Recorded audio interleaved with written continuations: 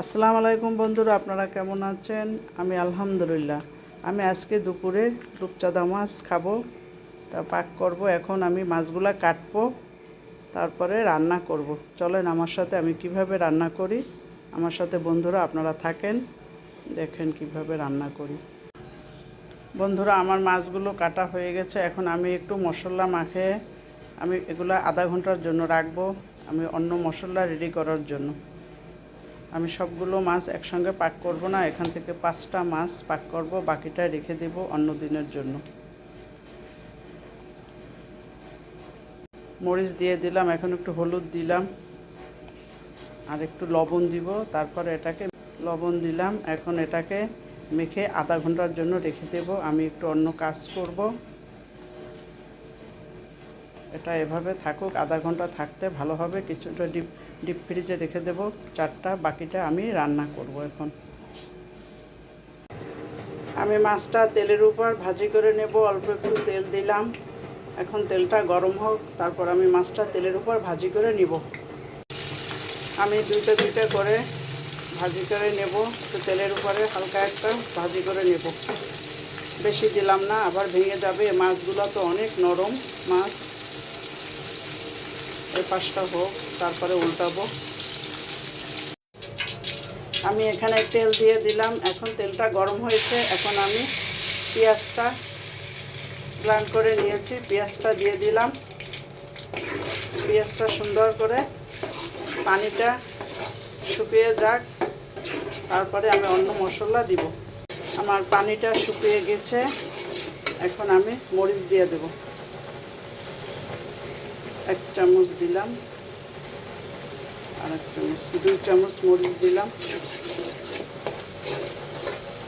এবার হাতের কাছে লবণটা আছে, লবণটা দিলাম। লবণ অল্প দিতে হবে, যেহেতু ওখানে লবণ দিয়েছি।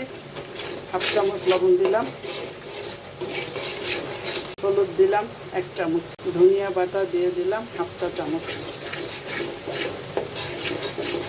আদা বাটা দিলাম, আদা জিরা বাটা 1 চামচ। রসুন বাটা দিলাম 1 চামচ। সমস্ত মশলাটা আমি সুন্দর করে কষিয়ে নিই। মশলাটা কষানো হয়ে গেছে, এখন আমি এর ভিতরে পানি দিয়ে দিব।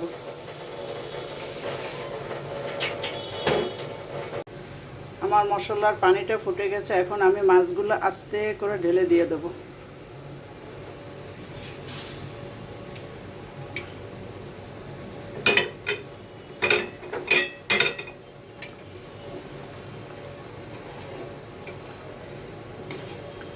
আমি গোটা রসুন খাই সব সবজির ভিতরে, এজন্য একটু রসুন আমি দিয়ে দিলাম।